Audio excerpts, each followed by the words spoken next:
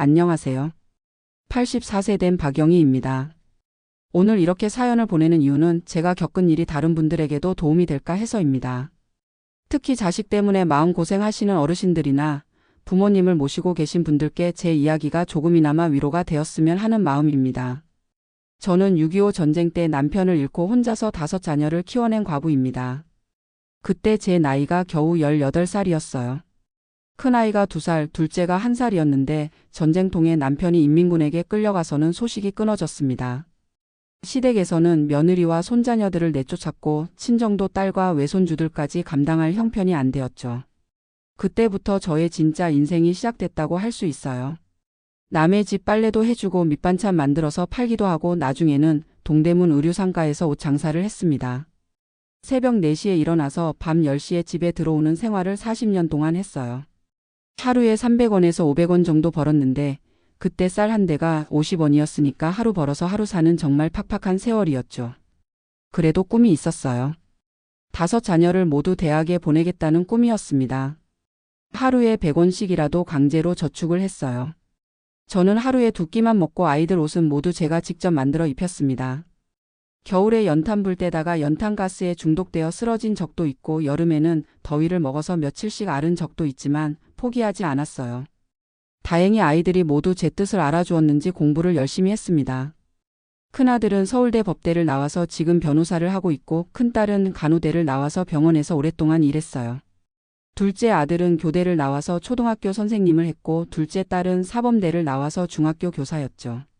막내딸인 순자만 고등학교를 졸업하고 일찍 결혼을 했는데 그래도 나름대로 성실하게 살고 있다고 생각했어요.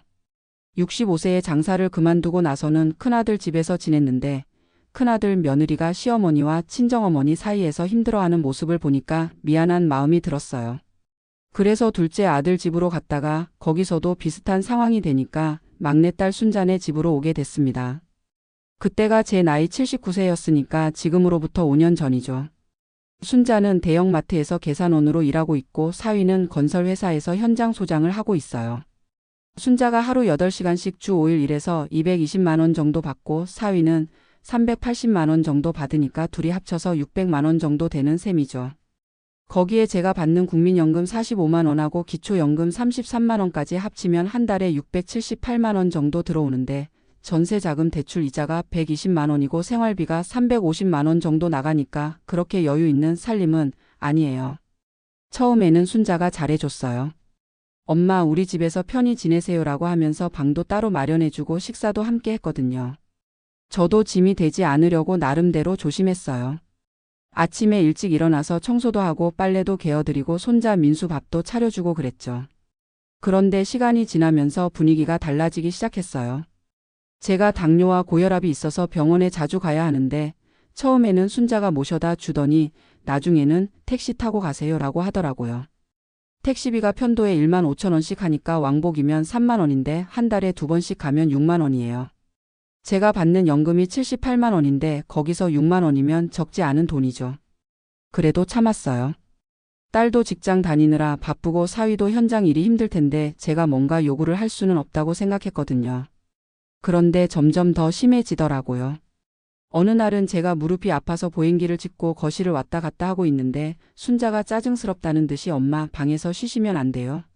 텔레비전 소리도 안 들려요라고 하더라고요.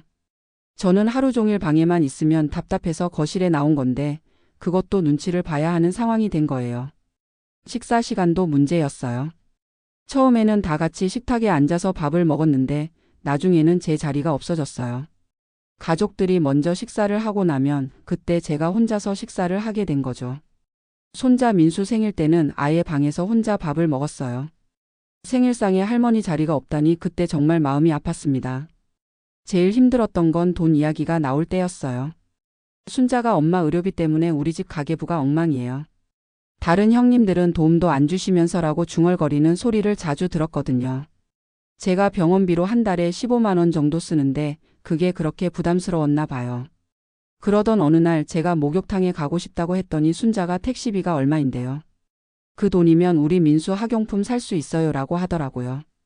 그 말을 듣는 순간 가슴이 철렁했어요. 제가 정말 이 집의 짐이구나 하는 생각이 들었거든요. 더 충격적인 일은 작년 여름에 일어났어요. 7월이었는데 너무 더워서 에어컨을 틀었더니 전기요금이 많이 나왔나 봐요. 그날 손자 민수가 여자친구와 영화 보러 간다면서 용돈을 달라고 했는데 순자가 그 자리에서 할머니 병원비 때문에 우리 집에 돈이 어디 있어. 할머니가 계시니까 전기요금도 2배로 나오고라고 하더라고요. 저는 그게 엄마한테 할 말이냐라고 했는데 순자는 현실을 모르시니까 그런 소리 하시는 거예요. 엄마 모시는 게 얼마나 힘든지 아세요? 라고 대받아치더라고요. 민수는 어색해하면서 방으로 들어가 버렸고 저는 한동안 말을 못했어요. 그런데 그것도 끝이 아니었어요. 며칠 후에 순자가 친구와 전화통화를 하는 소리를 우연히 들었는데 솔직히 말하면 어머니 없으면 우리 집이 훨씬 평화로울 텐데라고 하더라고요. 그 말을 듣는 순간 정말 천둥 맞은 것처럼 충격이었어요. 제가 그 아이를 위해서 얼마나 많은 희생을 했는데 이제 와서 저를 짐 취급을 하다니요. 순자가 어릴 때 아파서 병원에 데려갔는데 의료비가 없어서 제가 금반지를 팔았던 기억도 나고 순자 결혼할 때 예단 마련하려고 제가 밤낮으로 일했던 것도 생각나고요. 그날 밤에 잠을 못 잤어요.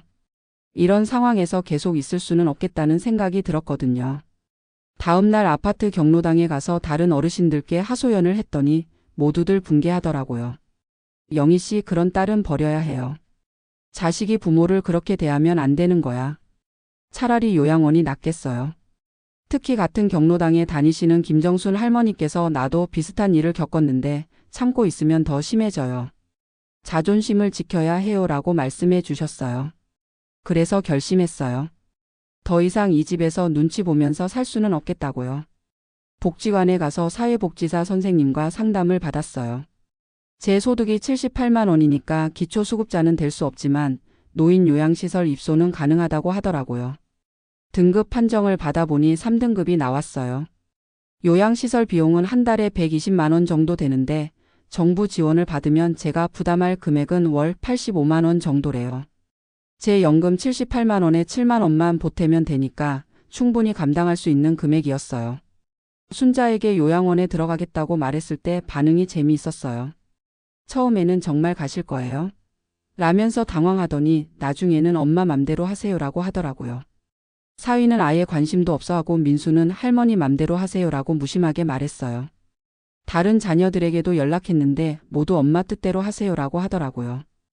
누구 하나 말리는 사람이 없었어요. 그때 정말 서운했지만 한편으로는 마음이 편해지기도 했어요. 더 이상 눈치 볼 필요가 없어졌으니까요. 3개월 기다려서 작년 11월에 요양시설에 들어왔어요. 수원시에 있는 평안노인요양원이라는 곳인데 생각보다 좋더라고요. 방은 2인실인데 룸메이트로 배정받은 분이 저보다 1살 많은 정미경 할머니예요. 이분도 자식들 때문에 마음고생하다가 들어오신 분이라 서로 통하는 면이 많아요. 하루 일과가 규칙적이에요. 아침 6시에 기상해서 라디오 체조를 하고 7시에 아침 식사를 해요.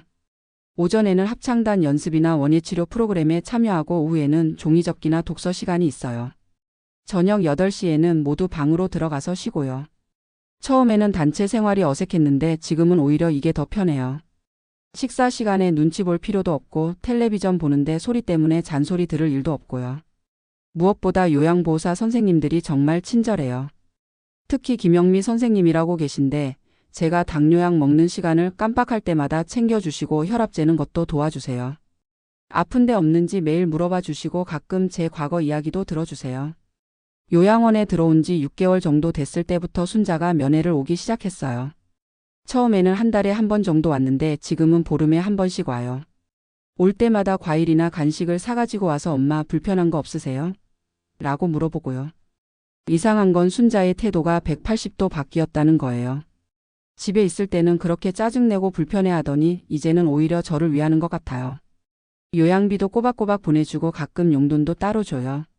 나중에 들은 이야기인데 제가 요양원에 들어온 후에 아파트 이웃들이 순자를 많이 원망했다고 해요. 그 어머니가 얼마나 고생해서 너희들을 키웠는데 어떻게 그렇게 할 수 있어? 전쟁과부로 혼자서 5자녀를 다 대학 보낸 분인데 참 안 됐다. 이런 말들을 들으니까 순자도 뭔가 느낀 게 있었나 봐요. 지난주에 면회 왔을 때 순자가 엄마 그때 제가 너무했어요. 죄송해요라고 사과하더라고요. 그래서 제가 이제 와서 그런 말 할 필요 없다. 내가 힘들었던 것도 이해한다라고 했어요. 사실 아직도 서운한 마음이 있지만 그래도 내가 낳아 기른 자식이니까 미워할 수는 없어요. 다만 앞으로는 서로 적당한 거리를 두고 지내는 게 좋겠다는 생각이 들어요. 요양원 생활에도 완전히 적응했어요. 미경 할머니와는 정말 친자매처럼 지내고 있고 합창단 활동도 열심히 하고 있어요. 저희 합창단이 지역 경연대회에서 3등을 했는데 그때 정말 뿌듯했어요. 다른 어르신들 중에도 저와 비슷한 사연을 가진 분들이 많아요. 자식들한테 상처받아서 들어오신 분들이요. 서로 이야기를 나누다 보니 저만 그런 일을 겪은 게 아니더라고요. 박순덕 할머니는 아들 며느리가 할머니 치매 때문에 못 살겠다고 해서 들어오셨고, 이정자 할머니는 딸이 엄마가 우리 집 분위기 망친다고 해서 오셨어요. 다들 자식 사랑으로 평생을 살다가 마지막에 이런 대접을 받은 거죠. 그런 이야기를 나누다 보니까 제가 깨달은 게 있어요. 우리 세대는 자식을 위해서 모든 걸 희생하는 게 당연하다고 생각했는데 그게 오히려 자식들을 버릇없게 만든 면이 있다는 거예요. 제가 너무 헌신적으로 키웠더니 순자는 그게 당연한 줄 알고 자랐고 나중에 제가 도움이 필요할 때는 부담스러워한 거죠. 만약 제가 조금 더 독립적으로 살았다면 자식들도 저를 더 존중했을지도 몰라요. 요양원에 계신 다른 어르신들을 보면서도 많이 배워요. 여기 계신 분들은 대부분 자식들과 관계가 좋지 않아서 들어오셨지만 오히려 여기서 새로운 가족을 만나신 분들이 많아요. 혈연으로 맺어진 관계보다 마음으로 맺어진 관계가 더 진실할 수도 있다는 걸 알게 됐어요. 미경 할머니와 저는 정말 친자매보다 더 가까워요. 밤에 잠 안 올 때 서로 이야기도 하고 아플 때 서로 돌봐주기도 하고요. 생일 때는 케이크도 나눠 먹고 명절 때는 함께 차례도 지내요. 원예 치료 시간에 함께 기른 꽃들을 보면서 우리도 꽃처럼 예쁘게 늙어가자라고 이야기해요. 그런 말을 나눌 수 있는 사람이 있다는 게 정말 감사해요. 요양원 선생님들도 정말 고마워요. 김영미 선생님은 제가 감기 걸렸을 때 밤에도 와서 체온 재주시고 이수진 선생님은 제가 우울해할 때마다 할머니는 정말 강한 분이에요. 어려운 시절을 혼자서 이겨내셨잖아요 라고 격려해 주세요. 물리치료사 선생님께서는 제 무릎 관절염 때문에 매일 운동법을 가르쳐 주시고 영양사 선생님께서는 당뇨 환자용 식단을 따로 챙겨주세요. 집에 있을 때보다 오히려 건강관리를 더 잘 받고 있어요. 경제적으로도 부담이 줄었어요. 집에 있을 때는 병원비, 약가, 교통비 등으로 한 달에 20만 원 이상 썼는데 여기서는 요양비에 모든 게 포함되어 있으니까 추가로 들어가는 돈이 거의 없어요. 무엇보다 마음이 편해졌어요. 누구 눈치 볼 필요도 없고 내가 짐이 되나라는 생각도 안 들고요. 여기서는 제가 존중받는다는 느낌을 받아요. 선생님들도 저를 함부로 대하지 않으시고 다른 어르신들도 서로를 배려해요. 가끔 순자가 면회 와서 집으로 다시 모셔갈까요? 라고 물어보는데 저는 아니다. 여기가 더 좋다라고 해요.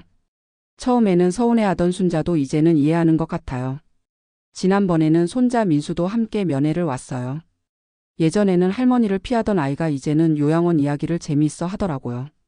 할머니 여기 생활이 어때요? 라고 물어보기도 하고 제가 합창단에서 부른 노래를 들려달라고 하기도 해요. 아이들은 순수해서 어른들의 복잡한 마음을 잘 몰라요. 집에 있을 때는 엄마가 할머니를 대하는 방식을 보고 자연스럽게 따라 했던 거겠죠. 이제는 할머니가 다른 곳에서 행복하게 지내는 모습을 보니까 마음이 편해진 것 같아요. 요양원 생활을 하면서 깨달은 게 또 있어요. 나이가 들어도 새로운 시작이 가능하다는 거예요. 80대에 합창을 배우고 종이접기를 배우고 원예치료도 받고 있어요. 집에 있을 때는 그냥 텔레비전만 보면서 시간을 보냈는데 지금은 하루하루가 알차요. 특히 합창단 활동이 정말 즐거워요. 저희가 부르는 노래 중에 고향의 봄이 있는데 그 노래를 부를 때마다 어린 시절 생각이 나요. 전쟁 전에 살던 고향 마을 들판에 피어있던 꽃들, 그때는 이런 힘든 일이 있을 줄 몰랐던 순수했던 시절 말이에요. 다른 어르신들과 함께 노래를 부르다 보면 마음이 정말 평화로워져요. 나이 들어서도 이런 즐거움이 있다는 걸 몰랐어요. 원예치료 시간도 좋아요. 작은 화분에 꽃을 심고 매일 물을 주면서 기다리는 시간이 행복해요. 꽃이 피었을 때의 기쁨은 정말 말로 표현할 수 없어요. 생명을 기르는 일이 이렇게 보람 있는 줄 몰랐어요. 미경 할머니와 함께 기른 장미가 어제 꽃을 피웠는데 둘이서 얼마나 좋아했는지 몰라요. 우리가 정성껏 기른 덕분이야 라고 하면서 서로 손을 잡고 기뻐했어요. 이런 작은 기쁨들이 모여서 하루하루가 의미 있어져요. 예전에는 자식들 걱정, 돈 걱정, 건강 걱정으로 하루하루가 무거웠는데 지금은 마음이 한결 가벼워요. 물론 가끔 외로울 때도 있어요. 명절이나 가족 행사가 있을 때는 아무래도 서운한 마음이 들죠. 하지만 그런 날에는 여기 계신 다른 어르신들과 함께 시간을 보내요. 다들 비슷한 마음이니까 서로 위로가 되거든요. 추석 때는 요양원에서 작은 행사를 열어주셨어요. 송편도 같이 만들고 전통놀이도 하고 합창 공연도 했어요. 가족과 함께하는 명절은 아니었지만 나름대로 의미 있는 시간이었어요. 제가 요양원에 들어온 후에 다른 자녀들의 반응도 조금씩 달라졌어요. 큰아들은 한 달에 한 번씩 안부 전화를 하고 큰딸은 가끔 반찬을 만들어 가져와요. 둘째 아들과 둘째 딸도 명절 때는 꼭 면회를 와요. 아이들이 뒤늦게나마 엄마의 마음을 이해하게 된 것 같아요. 제가 집을 나와서 혼자 지내게 되니까 그제서야 제가 얼마나 많은 희생을 했는지 깨달은 거죠. 큰아들은 지난번에 엄마 그동안 저희가 너무 당연하게 생각했어요. 죄송해요라고 사과했어요. 그래서 제가 이제 와서 그런 말 할 필요 없다. 너희들도 각자 살기 바빴을 거다라고 했죠. 사실 서운한 마음이 완전히 없어진 건 아니에요. 하지만 이제는 서로에게 부담을 주지 않는 적당한 거리를 유지하는 게 좋다고 생각해요. 가족이라고 해서 무조건 함께 살아야 하는 건 아니니까요. 요양원에서 만난 다른 어르신들 이야기를 들어보면 정말 안타까운 경우가 많아요. 평생 자식을 위해 희생했는데 마지막에 버림받은 분들이요. 한 분은 아들 장가 보내려고 집까지 팔았는데 며느리가 시어머니를 싫어해서 쫓겨나셨대요. 또 한 분은 딸 시집 보내려고 적금을 다 털어줬는데 딸이 엄마는 이제 우리 가족이 아니에요 라고 했다고 해요. 이런 이야기들을 듣다 보니까 제가 겪은 일이 특별한 게 아니라는 걸 알게 됐어요. 우리 세대는 자식을 위해서 모든 걸 희생하는 게 당연하다고 생각하며 살았는데 그게 오히려 독이 된 면이 있어요. 자식들은 부모의 희생을 당연하게 생각하며 자랐고 정작 부모가 도움이 필요할 때는 부담스러워하는 거죠. 부모와 자식 사이에도 적당한 경계가 필요하다는 걸 너무 늦게 깨달았어요. 만약 젊은 부모들에게 조언을 한다면 자식에게 너무 헌신적이지 말라고 하고 싶어요. 물론 사랑으로 키워야 하지만 부모도 독립적인 인격체라는 걸 가르쳐야 해요. 그래야 나중에 서로 존중하는 관계가 될 수 있거든요. 저는 순자를 너무 과보호했어요. 막내라고 다른 아이들보다 더 많이 챙겨줬고 결혼할 때도 다른 자녀들한테 받은 것보다 더 많이 해줬어요. 그런데 그게 오히려 순자를 의존적이고 이기적으로 만든 것 같아요. 지금 생각해보면 제가 좀 더 독립적으로 살았다면 순자도 저를 더 존중했을지도 몰라요. 하지만 이미 지나간 일이니까 후회해도 소용없죠. 중요한 건 지금부터라도 서로에게 부담이 되지 않는 관계를 만들어가는 거예요. 저는 여기서 행복하게 지내고 순자는 자기 가족과 평화롭게 살면 되는 거죠. 요양원 생활을 하면서 건강도 많이 좋아졌어요. 규칙적인 생활과 균형 잡힌 식사 그리고 무엇보다 스트레스가 줄어든 덕분이에요. 당뇨 수치도 안정됐고 혈압도 정상 범위로 떨어졌어요. 집에 있을 때는 스트레스 때문에 잠도 잘 못 자고 식욕도 없어서 체중이 많이 줄었었는데 지금은 다시 건강한 체중을 유지하고 있어요. 무릎 관절염도 물리치료를 꾸준히 받아서 많이 좋아졌어요. 보행기 없이도 짧은 거리는 걸을 수 있게 됐고 계단도 천천히면 오를 수 있어요. 정신적으로도 훨씬 건강해졌어요. 우울했던 마음이 많이 나아졌고 미래에 대한 두려움도 줄어들었어요. 여기서 비슷한 처지의 어르신들과 이야기를 나누다 보니까 혼자가 아니라는 느낌이 들어요. 특히 미경 할머니와의 우정이 정말 소중해요. 70년 넘게 살면서 이렇게 마음을 터놓고 이야기할 수 있는 친구를 만난 건 처음이에요. 서로의 아픈 마음을 이해하고 위로해주는 관계가 이렇게 소중한 줄 몰랐어요. 미경 할머니는 저보다 더 심한 일을 당하셨어요. 아들 내외가 할머니 명의로 된 집을 팔고는 요양원으로 보냈대요. 그것도 모자라고 속여서요. 잠깐만 계시다가 다시 모시러 올게요 라고 했는데 벌써 2년째 연락이 없대요. 그런 할머니가 제 이야기를 들으시고는 영희 할머니는 그래도 딸이 면회라도 와주잖아요. 저는 명절에도 연락 한 번 없어요 라고 하시더라고요. 그 말을 듣고 나니까 제가 얼마나 행복한 처지인지 깨달았어요. 세상에는 저보다 더 힘든 상황에 계신 분들이 많아요. 요양원에 계신 어르신들 중에는 치매가 심해서 자식들 얼굴도 못 알아보시는 분들도 있고 몸을 전혀 움직이지 못해서 침대에만 누워 계시는 분들도 있어요. 그런 분들을 보면서 제가 얼마나 감사해야 할지 몰라요. 저는 아직 정신도 멀쩡하고 걸어 다닐 수도 있고 다른 사람들과 대화도 할 수 있잖아요. 이런 게 얼마나 큰 행복인지 몰랐어요. 요양원에서 가장 인상 깊었던 일은 지난달에 있었던 일이에요. 합창단에서 지역 경연대회에 나갔는데 저희가 3등을 했거든요. 시상식에서 상장을 받을 때 정말 가슴이 벅찼어요. 80대에 상을 받을 줄은 꿈에도 몰랐어요. 어린 시절 학예회에서 상 받았던 기억이 나더라고요. 그때와 똑같은 기분이었어요. 나이가 들어도 새로운 성취를 할 수 있다는 게 이렇게 기쁜 줄 몰랐어요. 상장을 받고 나서 미경 할머니와 함께 울었어요. 우리도 아직 쓸모 있는 사람이야 라고 하면서요. 그동안 자식들한테 짐 취급받으면서 자존감이 많이 떨어져 있었는데 그날 다시 살아난 기분이었어요. 합창단 지휘자 선생님께서도 어르신들이 정말 열심히 하세요. 젊은 사람들보다 더 성실해요 라고 칭찬해 주셨어요. 그 말을 듣고 얼마나 뿌듯했는지 몰라요. 요양원 원장님께서도 축하해 주시면서 어르신들이 요양원의 자랑입니다 라고 하셨어요. 오랜만에 누군가에게 인정받는다는 느낌을 받았어요. 그날 저녁에는 요양원에서 작은 축하 파티를 열어주셨어요. 케이크도 준비해 주시고 다른 어르신들도 모두 축하해 주셨어요. 가족들이 축하해 주지 못하는 아쉬움은 있었지만 여기 계신 분들이 진심으로 기뻐해 주시니까 더 의미 있었어요. 순자한테 전화로 이야기했더니 엄마 축하해요. 정말 대단하세요 라고 하더라고요. 그리고 며칠 후에 꽃다발을 들고 면회를 왔어요. 예전 같았으면 이런 일에 별 관심도 없었을 텐데 조금씩 변하고 있는 것 같아요. 요양원 생활을 하면서 종교에도 관심을 갖게 됐어요. 여기서는 매주 일요일마다 예배 시간이 있거든요. 젊었을 때는 일에만 바빠서 교회 갈 시간이 없었는데 이제야 하나님을 만나게 됐어요. 목사님께서 하나님은 우리를 결코 버리지 않으신다고 말씀하시는데 그 말이 큰 위로가 돼요. 자식들한테는 버림받았지만 하나님은 저를 사랑하신다고 생각하니까 마음이 평안해져요. 기도하는 시간도 좋아요. 하나님께 감사드릴 일들을 생각해보면 생각보다 많아요. 건강을 주신 것, 이 요양원을 만나게 해주신 것, 좋은 친구들을 주신 것, 합창단에서 상까지 받게 해주신 것 등등. 예전에는 원망만 했는데 이제는 감사할 줄 아는 마음이 생겼어요. 힘든 일도 하나님이 주신 시련이라고 생각하니까 받아들이기가 쉬워져요. 미경 할머니도 함께 예배에 참석하는데 둘이서 찬송가를 부를 때 정말 행복해요. 주 안에 있는 나에게라는 찬송가를 부르면 눈물이 나요. 정말 주 안에서 평안을 찾은 기분이거든요. 요양원에서 만난 다른 어르신들과도 좋은 관계를 맺고 있어요. 박순덕 할머니는 제가 우울할 때마다 영희 할머니, 우리가 서로 있잖아요 라고 위로해 주시고 이정자 할머니는 재미있는 이야기를 해서 웃음을 주세요. 최근에 새로 오신 김말순 할머니는 저보다 10살이나 많으신데도 정정하세요. 이분한테 옛날 이야기를 많이 들어요. 일제강점기 때 이야기, 해방 후 이야기, 6.25 때 이야기 등등. 제가 겪지 못한 시대 이야기를 들으면 정말 흥미로워요. 이분이 우리 세대는 정말 많은 고생을 했지만 그래도 끝까지 살아남았잖아요.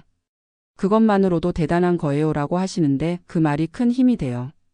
요양원 선생님들과의 관계도 정말 소중해요.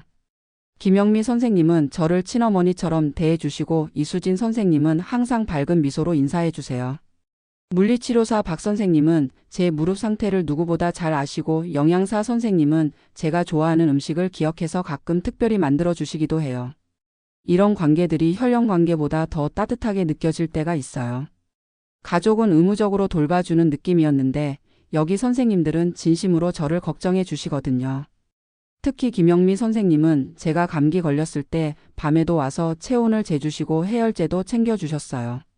그런 모습을 보면서 아, 이게 진짜 돌봄이구나라는 생각이 들었어요. 가끔 다른 어르신들과 함께 우리가 가족한테 받지 못한 사랑을 여기서 받는 것 같다고 이야기해요. 물론 가족의 사랑과는 다르지만 그만큼 진실한 관심과 사랑을 받고 있다는 느낌이 들어요. 요양원에서 지내면서 가장 크게 변한 건 제 마음가짐이에요. 예전에는 항상 걱정이 많았어요. 자식들 걱정, 돈 걱정, 건강 걱정, 미래 걱정 등등. 하루하루가 무겁고 답답했어요. 하지만 지금은 마음이 한결 가벼워졌어요. 걱정할 일이 줄어들었고 매일매일 작은 기쁨들을 찾을 수 있게 됐어요. 아침에 일어나서 창문 밖 풍경을 보는 것, 맛있는 아침 식사를 하는 것, 친구들과 이야기를 나누는 것, 이런 소소한 일들이 행복이라는 걸 깨달았어요. 예전에는 큰 일들만 중요하다고 생각했는데 사실 인생은 작은 순간들의 연속이더라고요. 그 작은 순간들을 소중히 여길 줄 아는 마음이 생겼어요.